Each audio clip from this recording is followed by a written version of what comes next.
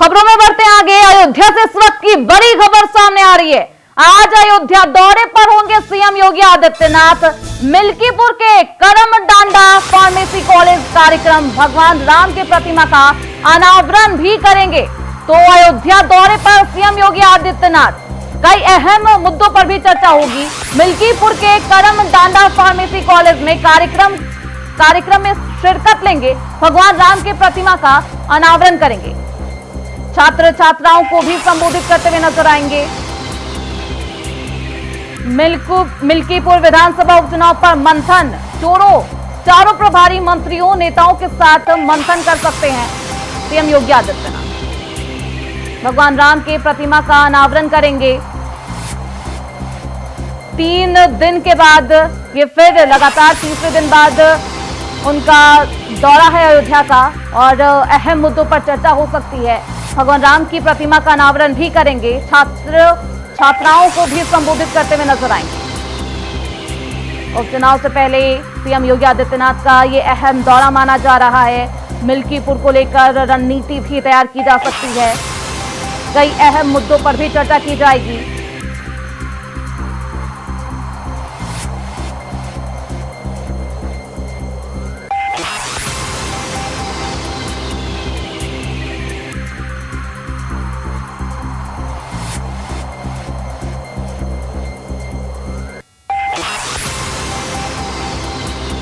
तो इस खबर पर ज्यादा जानकारी के साथ हमारे सहयोगी विनय मिश्रा अयोध्या से जुड़ चुके हैं। सीधे रुख करते हैं उनकी तरफ।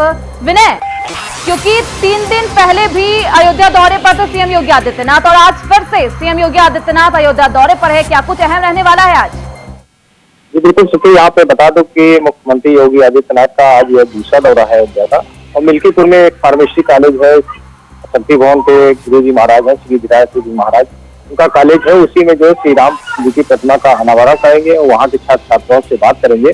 उसके बाद मिल्कीपुर में उपचुनाव होने वाला है और उसकी कमान स्वयं योगी जी ने संभाल रखी है। उसी मुद्दे को लेकर के यहाँ पे कार्यकर्ताओं और नेताओं से वार्ता करेंगे, क्योंकि यहाँ पे प्रत्याशी का भी चयन हो नहीं पाया है। और चयन की लेकर के, क्योंकि बीजेपी के लिए जो है ये सीट काफी अहम मानी जा रही है, जबकि उत्तर प्रदेश से 10 सीटों को लेकर के उपचुनाव होना है, लेकिन ये मिल्कीपुर सबसे अहम रहेगी। वजह यह है कि अभी संसदीय के चुनाव में जो है बीजेपी को हार का मुंह देखना पड़ा है और इस सीट पे उपचुनाव जो होना है इसमें किसी भी किस्मत पर हो ये सीट को जीतना चाहेगी। इस वजह से सीएम योगी ने इसकी कमान स्वयं संभाल रखी है और यहाँ पे जो आज इनका अभी 3 दिन पहले आए थे, आज यहाँ दूसरा दौरा है। इस तरीके से वो जमीनी स्तर पर भी उतर करके कार्यकर्ताओं से और आम जनता से पूरी रणनीति भी आप तैयार करेंगे। किस तरीके से यहाँ पे विधानसभा चुनाव का जो चुनाव है उसके लिए जो है जीतने की लिए जो है वो जो है मंत्र भी देंगे। बिल्कुल विनय, रणनीति क्या कुछ बीजेपी तैयार कर सकती है, क्योंकि सीएम योगी आदित्यनाथ के हाथों में मिल्कीपुर सीट की कमान है, तो क्या कुछ रणनीति तैयार की जा सकती है आज? जी आपको बता दूं कि मिल्कीपुर में भी जो बीजेपी में जो है 2 फाल नजर आ रहे थे। उसी मुद्दे को लेकर के यहाँ पे जब सीएम योगी ने कमान संभाल रखी है तो जो 2 फाल है, क्योंकि उसकी वजह से जो है हार का भी मुंह देखना पड़ सकता है बीजेपी को। इस वजह से जो है सीएम योगी आज यहाँ पे कार्यकर्ताओं से और नेताओं से वार्ता करेंगे कि प्रत्याशी के कौन सा उतारा जाए, क्योंकि जमीनी स्तर से जुड़ा हुआ प्रत्याशी और नए चेहरे की उम्मीद पाई जा रही है कि सीएम योगी जो है यहाँ पे उपचुनाव में उतार रहे हैं। लेकिन ये देखने वाला होगा कि यहाँ पे प्रत्याशी के चयन को लेकर के जो चयन होगा उसकी हाईकमान को भेजा जाएगा। और क्योंकि इसका जो सर्वे भी है, कई 3 कैबिनेट मंत्रियों ने सर्वे भी किया है और भी अन्य टीमों ने जो सर्वे किया, उस आधार पर जो है यहाँ प्रत्याशी का चयन होगा, क्योंकि प्रत्याशी का चयन ही सबसे अहम यहाँ पे माना जा रहा है और उपचुनाव भी बीजेपी के लिए सबसे महत्वपूर्ण है, मिल्कीपुर का उपचुनाव। बिल्कुल विनय, किस प्रत्याशी पर दांव लगा सकती है, क्योंकि जिस तरीके से अयोध्या के फैजाबाद सीट पर हार मिली उसके बाद क्या किस जाति के प्रत्याशी को उतार सकती है? ब्राह्मणवाद पर लगा सकती है मुहर, या फिर कोई अन्य जाति की चर्चा हो सकती है? जी बिल्कुल, यहाँ पे बता दूं कि यहाँ पे प्रत्याशियों की जो सूची है बहुत लंबी है, 30 से 35 लोगों की सूची है और ये सीट आरक्षित सीट है। इस वजह से जो है जो भी निर्णय लेगी वो काफी सोच समझ के लेगी, सर्वे के आधार पर लेगी। और सीएम योगी इसी वजह से जो है यहाँ की कमान स्वयं संभाले हैं कि जो भी प्रत्याशी का चयन होगा बहुत सोच समझ करके कार्यकर्ताओं से और जो यहाँ के स्थानीय नेताओं से उनसे भी राय ली जाएगी, तभी में जो है फाइनल मोहर अंतिम मोहर लगने लगेगी। बिल्कुल विनय, आप अयोध्या में मौजूद है। अयोध्या की फैजाबाद सीट पर जैसे हार मिलती है भाजपा को, तो अब क्या कुछ माहौल है जनता के बीच मिल्कीपुर सीट को लेकर? जी बिल्कुल, आपको बता दूं कि वे इंडिया वाइस ने मिल्कीपुर की रियलिटी आम जनता से बात देखी थी, तो वहाँ की जनता का कहना है कि जो तमाम ऐसी समस्याएं हैं आम जनता की, चलने लायक सड़कें जो है वो नहीं है, केवल मुख्य मार्गों पे दिखाई दे रहा है। और जिस तरीके से अयोध्या में तमाम लोगों के मकान हाईवे निकलने की वजह से रामपथ में मकान तो तोड़े गए थे, उसी तरीके से यहाँ पे भी मकान तोड़े गए। तो इनमें कुछ लोगों में गुस्सा भी व्याप्त है, क्योंकि इन लोगों को मकान भी तोड़ा गया है, मुआवजा कोई ढंग से मिला नहीं है। और जो ग्रामीण इलाके के संपर्क मार्ग है वो भी काफी बदहाल है।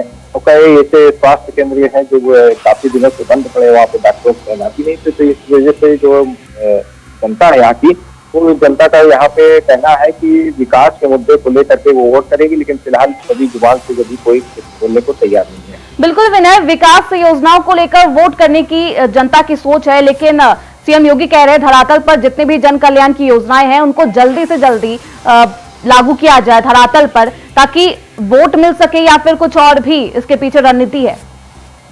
जी बिल्कुल, यहाँ पे सीएम योगी और मोदी योगी की जो जन कल्याणकारी योजनाएं हैं वो पूरी तरीके से धरातल पे तो है, लेकिन कहीं न कहीं जो है तमाम योजनाओं में जो है यहाँ की जो कार्यकर्ता है उनको द्वारा जो है जो लाभ पात्रों को मिलना चाहिए वो पात्रों को न मिलकर के बल्कि अपात्रों को दिया जा रहा है। इसमें जिम्मेदारी अधिकारियों की भी है कि तमाम प्रधानमंत्री आवास जिनके पास सब कुछ है उन लोगों को मकान दे दिए गए हैं, जिनके पास झोपड़ी में रह रहे हैं, निवास कर रहे हैं, उनको नहीं दिया गया है।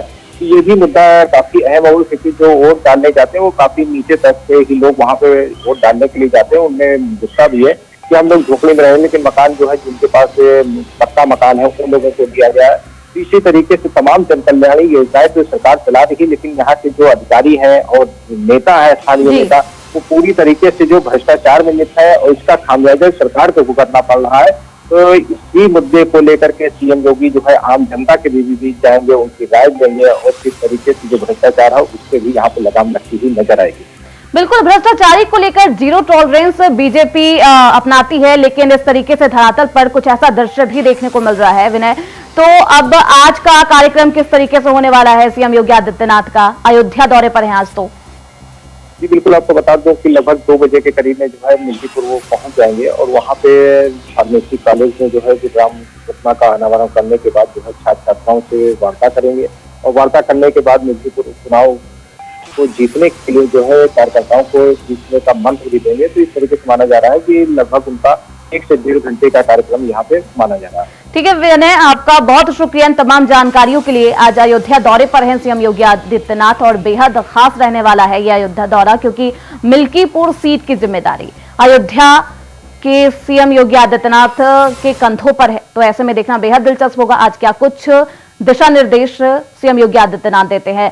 बढ़ते हैं आगे खबरों में। प्रयागराज से इस वक्त की बड़ी खबर सामने आ रही है। प्रयागराज में सड़क किनारे के पेड़ों को काटने के खिलाफ याचिका। इलाहाबाद हाई कोर्ट ने पेड़ों के अंधाधुंध कटाई पर रोक लगा दी है। प्रयागराज विकास प्राधिकरण के उपाध्यक्ष को निर्देश दिए गए हैं। हाई कोर्ट वीसी या व्यक्तिगत रूप से सुनवाई में शामिल होने के निर्देश दिए हैं। कोर्ट में 20 अगस्त को मामले की अगली सुनवाई होनी है। महाकुंभ की तैयारी में सड़क चौड़ी की जा रही थी, जिसको लेकर अंधाधुंध पेड़ की कटाई की जा रही थी, जिस पर अब रोक लगा दी है इलाहाबाद हाई कोर्ट ने। तो अहम जानकारी सामने आ रही है। सड़क चौड़ीकरण की जद में पेड़ को काटा जा रहा था, जिस पर अब हाई कोर्ट ने लगाम लगाई है, रोक लगा दी है। 20 अगस्त को अगली सुनवाई होनी है।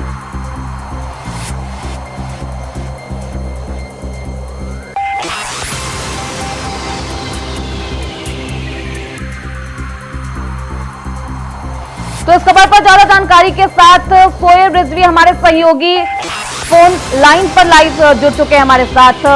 सोएब, क्या कुछ बड़ी जानकारी सामने आ रही है? क्योंकि हाई कोर्ट ने अब रोक लगा दी है। इससे पहले हाई कोर्ट ने कहा था कि जितने पेड़ काटे जाएंगे उससे 10 गुना पेड़ लगाया जाएगा, लेकिन अब सीधे तौर पर रोक लगा दी गई है पेड़ों के अंधाधुंध कटाई पर। आप देखिए, निश्चित तौर पर क्योंकि यहाँ पर महाकुंभ की तैयारियां जोरों पर चल रही हैं और इसको लेकर के सड़कों की चौड़ीकरण की जा रहा है और इसी दौरान जो सड़कों के किनारे पेड़ लगे हुए हैं उनको बाकायदा काटा जा रहा है और इसको लेकर के बाकायदा शिकायत दर्ज की है और कोर्ट में ये याचिका है, जिस पर कोर्ट ने एक तरह से नाराजगी व्यक्त की है और बाकायदा रोक लगाते हुए ये कहा है कि 20 अगस्त को जो इसके उपाध्यक्ष हैं वो वीसी के जरिए या डायरेक्ट हाजिर हों, और जो तमाम सवाल है, जैसा कि आपने अभी खुद भी कहा कि ये बात पिछली सुनवाई में कही गई थी कि जो भी पेड़ काटे जाएंगे उससे 10 गुना ज्यादा पेड़ लगाए जाएंगे, लेकिन इस तरह का आरोप लग रहा है कि उसका पालन नहीं किया जा रहा है। इन तमाम सवालों के अब जवाब कोर्ट ने मांगे हैं कि जिस तरह से पेड़ काटे जा रहे हैं उसमें पर्यावरणविद से क्या राय ली जा रही है, क्योंकि जिस तरह से हालात है इस तरह से टिप्पणी भी उन्होंने की है कि पेड़ की सुरक्षा की जिम्मेदारी राज्य सरकार की है, और ऐसे में जिस तरह से आधा दिन पेड़ काटे जा रहे हैं उसको लेकर के अब सवाल उठ रहे हैं, और कोर्ट ने इसी मामले में अब जवाब मांगा है। फिलहाल रोक लगाई 20 अगस्त को इस मामले में जब अगली सुनवाई होगी तो उस दिन जो पीडीए के वीसी हैं वो यहाँ पर मौजूद रहेंगे, या वीडियो कॉन्फ्रेंसिंग के जरिए ये तमाम सवाल हैं जो उठाए गए इस पर उनको जवाब देना है। ये कह सकते हैं कि अब 20 अगस्त को इस मामले की सुनवाई होगी।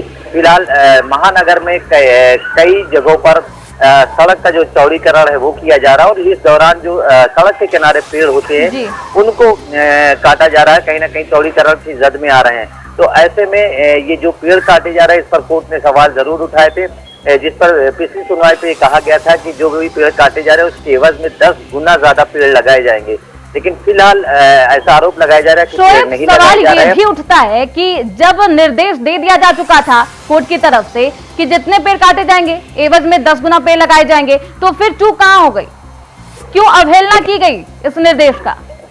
देखिए, ये अब जब 20 तारीख को सुनवाई होगी, क्योंकि उनकी तरफ से कहा जा रहा है पीडीए की तरफ से कि जो मानक है उसका पूरा पालन किया जा रहा है, नियमों का पूरा पालन किया जा रहा है और उसी के पालन के अनुरूप ही कार्य किया जा रहा है। लेकिन अब ये काम ने 20 तारीख को कोर्ट में करना है। जब 20 तारीख को अगली सुनवाई होगी जिसमें जो वीसीए के पीडी उपाध्यक्ष हैं उन्हें या तो खुद हाजिर होना है या वीडियो कॉन्फ्रेंसिंग के जरिए हाजिर होना है, तो ये जो सवाल है उसके जवाब वो देंगे, और लिखित रूप से क्या कुछ उनके पास जवाब होंगे वो उस दिन देखने योग होगा। बिल्कुल शोएब, महाकुंभ की तैयारी की जा रही है, इसको लेकर सड़क चौड़ीकरण किया जाता है, तो कोई और विकल्प नहीं है सड़क चौड़ी करने का? अब ये एक ऐसा मुद्दा है जिस पर फिलहाल 20 तारीख को जब वो जवाब देंगे, क्योंकि जो चौड़ीकरण है उसकी जद में जो पेड़ आ रहे हैं उसको शिफ्ट तो किया जा सकता है, लेकिन क्या ऐसी टेक्निक इनके पास अवेलेबल है, क्या जो पुराने पेड़ हैं उसको शिफ्ट किया जा सकता है, ये तमाम चीजें हैं जिस पर सवाल। लेकिन फिलहाल अभी जिस तरह की स्थिति है उसमें कटाई की जा रही थी, जिसको लेकर के ही आपत्ति दर्ज कराई गई, ये याचिका आई है जिसमें कहा गया कि बड़ी संख्या में जो पेड़ है उनको काटा जा रहा है, तो ऐसे में इस पर रोक लगाई जाए। पिछली तारीख पर कोर्ट ने जरूर ये कहा था कि कई गुना पेड़ लगाए जाएंगे, 10 गुना के आसपास, तो अब उसका अनुपालन हो रहा है नहीं हो रहा है, उसमें कहाँ खामियां हैं जो बिल्कुल शोएब, 20 अगस्त को अगली सुनवाई होनी है, देखना होगा क्या कुछ फैसला आता है, क्या कुछ सुनवाई में आगे देखने को मिलता है। बहुत शुक्रिया इन तमाम जानकारियों के लिए आपका, आप निगाह बनाए रखिए। तो जिस तरीके से ये तमाम जानकारी सामने आई, खबरों बढ़ते आगे। लखनऊ इनकम टैक्स विभाग में लखनऊ में नए डीजीआईटी की तैनाती हो गई है। डीजीआईटी देवज्योति दास को डीजीआईटी इन्वेस्टिगेशन लखनऊ बनाया गया है। आईटी में डीजीआईटी कोची इन्वेस्टिगेशन थे देवज्योति दास, और अब ये बड़ी खबर सामने आ रही है।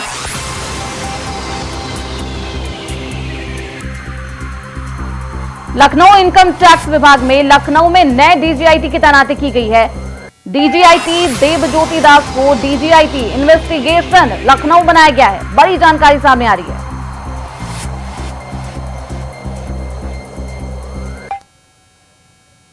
खबरों बढ़ते आगे। उत्तराखंड के राज्यसभा सांसद और लोकसभा सांसद शामिल हुए बैठक में। उत्तराखंड और हिमाचल के लोग कार्यक्रम में शामिल होते हुए नजर आए हैं। भाजपा के राष्ट्रीय महासचिव दुष्यंत गौतम भी इस बैठक में मौजूद रहे। बांसुरी स्वराज भी समारोह में शामिल हुई।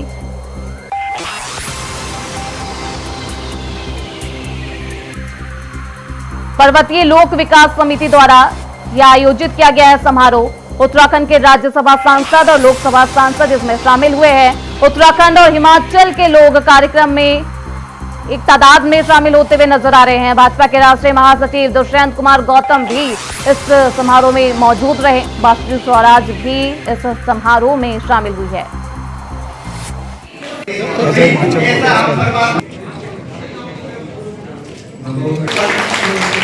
तो लोक समिति ने कार्यक्रम किया है। यही हमारी संस्कार और संस्कृति होती है, जिसके बहाने हम जुड़ते हैं, मिलते हैं, आने वाली जनरेशन को भी बता पाते हैं कि हम किसके सहारे से हम चल रहे हैं, कैसे हमने अपनी संस्कृति संस्कारों के बारे से उत्तराखंड को पर्यावरण जो किया है और देश उत्तराखंड को बचाने का भी लगातार संस्कृति के द्वारा खान पान हर चीज़ को हम आगे बढ़ाने का काम करते हैं। कल्चर प्रोग्राम भी आपने यहाँ पर देखा होगा।